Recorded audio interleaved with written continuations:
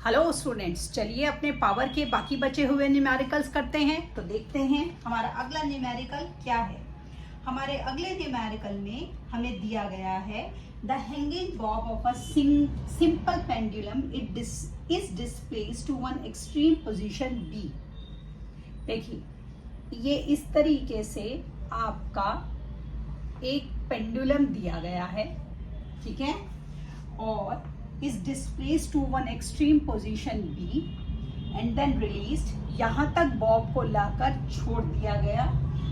जब बॉब धीरे धीरे सेंटर पोजीशन A पर आया और उसके बाद वो दूसरी एक्सट्रीम पोजीशन C पर गया, ठीक है। आपसे उन्होंने पूछा in which position does the bob have, ये जो है इसको हम क्या बोलते हैं, बॉब बोलते हैं, ठीक है। जो बॉब है ये मैक्सिमम पोटेंशियल एनर्जी कब होगी और मैक्सिमम काइनेटिक एनर्जी कब होगी, ठीक है। आपसे क्या पूछा, मैक्सिमम पोटेंशियल एनर्जी कब होगी इस केस में और मैक्सिमम काइनेटिक एनर्जी आपकी कब होगी। तो अब आप देखिए, जब हमने इसकी थ्योरी करी थी और हम इसको समझ रहे थे कि बॉब पहले यहाँ तक लाए, हम यहाँ से हमने यहाँ छोड़ दिया, तो जो B पॉइंट है हमारा या C पॉइंट है एट C, ठीक है, फिर यहाँ तक आएगा, फिर यहाँ आएगा, तो एट C या एट B, क्योंकि B से उन्होंने रिलीज किया है तो इसलिए हम B को कंसिडर नहीं कर रहे हैं, क्योंकि B से रिलीज किया है तो हम C को कंसिडर कर रहे हैं। तो एट C उसकी पोटेंशियल एनर्जी मैक्सिमम होगी और एट A उसकी काइनेटिक एनर्जी जो है वो क्या होगी, वो मैक्सिमम होगी। और ये हमारा कौन सा रूल हमें बताता है, ये हमें बताता है energy can never be created neither be destroy. Energy सिर्फ अपनी फॉर्म्स को ट्रांसफर करता है, हम उसको ना बना सकते ना डिस्ट्रॉय कर सकते, ठीक है। आइए अगला न्यूमेरिकल देखते हैं। अगले न्यूमेरिकल में हमें दिया गया है एक कार है जिसका वेट 20,000 न्यूटन है, कार का वेट, ठीक है, यानी ग्रेविटी ऑलरेडी इंक्लूडेड है। A car of weight 20,000 newton climbs up a hill at a steady speed of 8 metre per second. जो स्पीड है कार की वो 8 मीटर पर सेकेंड है, gaining a height of 120 metre in 100 second, जो कि 120 metre की height को 100 seconds में गेन कर रही है, 100 सेकेंड्स में गेन कर रही है। Calculate work done by the car and power of engine of car. तो सबसे पहले हमें निकालना है वर्क डन, ठीक है। तो वर्क डन के लिए हम इसमें क्या करेंगे, हम फोर्स जो कि है हमारी वर्क मतलब वेट, ये जो W है यहाँ पर, W मतलब क्या है, weight of car, work done नहीं है, इसको कंफ्यूज नहीं करना आपको, वेट है ये। तो जो यहाँ पर हमारा वर्क डन होगा वो होगा force into height. Work done पूछा है ना हमारा, तो वो होगा फोर्स वेट। देखिए यहाँ पर ना बहुत सारी चीज़ें बच्चों को कंफ्यूज करती है। नॉर्मली जो वेट होता है वो ग्राम किलोग्राम में इस तरह से गिवन है, लेकिन जब वो न्यूटन में है तो मतलब वो ऑलरेडी हमारा ग्रेविटी से मल्टीप्लाइड है, तो आप यहाँ कंफ्यूज नहीं होना, ठीक है। तो वेट इनटू हमारा कितना उसने लिया, हाइट 120 मीटर हाइट, ये आपका वर्क डन आ जाएगा।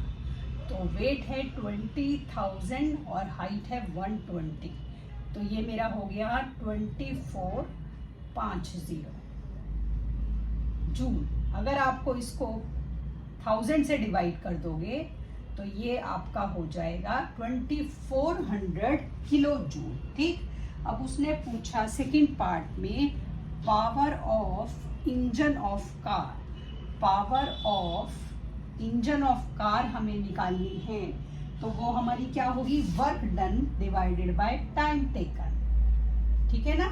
हमने वर्क डन निकाल लिया ऊपर वाले पार्ट में, अभी निकाला हमने वर्क डन, तो वर्क डन हमारा कितना आया 2400 किलो जूल, यूनिट भी लिख दिया, और टाइम है हमारा 100, तो ये कितना आ गया 24। अब ये 24 आया, तो अब इसको क्या लिखना है, क्योंकि यहाँ किलो है जूल अकेला नहीं है तो किलोवाट। जो power of engine of car है वो आपकी क्या है, वो है 24 किलोवाट। ठीक, आइए अपना अगला न्यूमेरिकल देखें क्या है।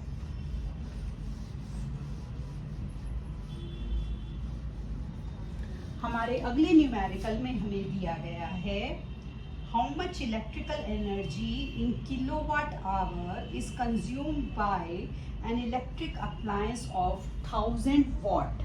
जो पावर रेटिंग है इलेक्ट्रिकल अप्लायंस की वो 1000 है, सॉरी 10,000 नहीं 1000 वॉट है।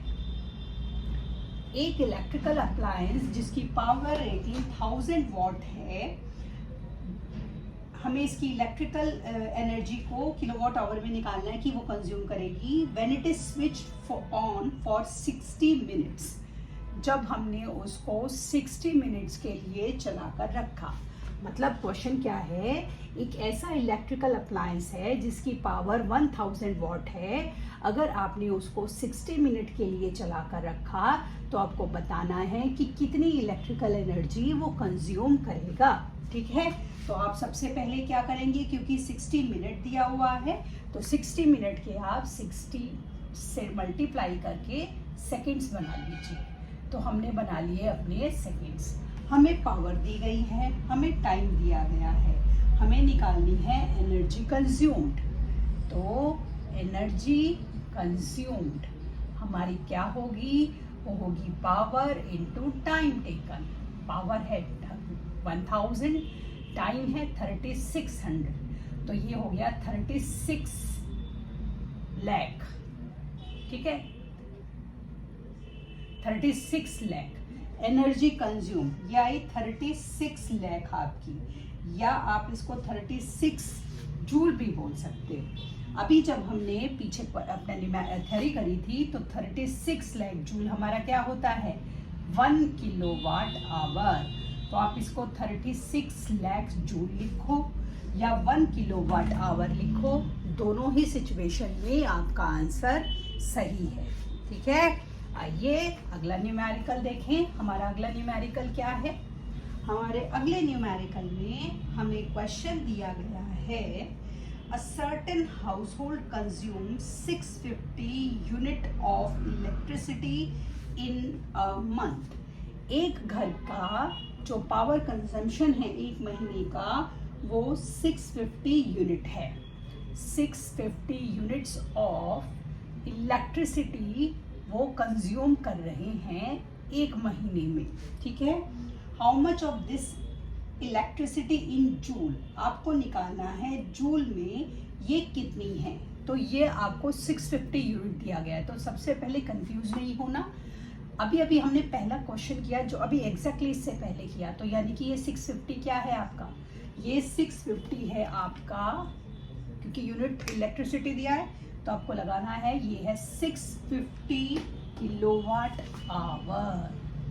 अगर आपने ये कन्वर्जन कर लिया तो आधी चीज तो यही सॉल्व हो गई। ठीक, अब 1 किलोवाट आवर ऑफ एनर्जी जो हमारा होता है वो हमारा क्या होता है 3.6 इंटू 10⁻⁶ जूल।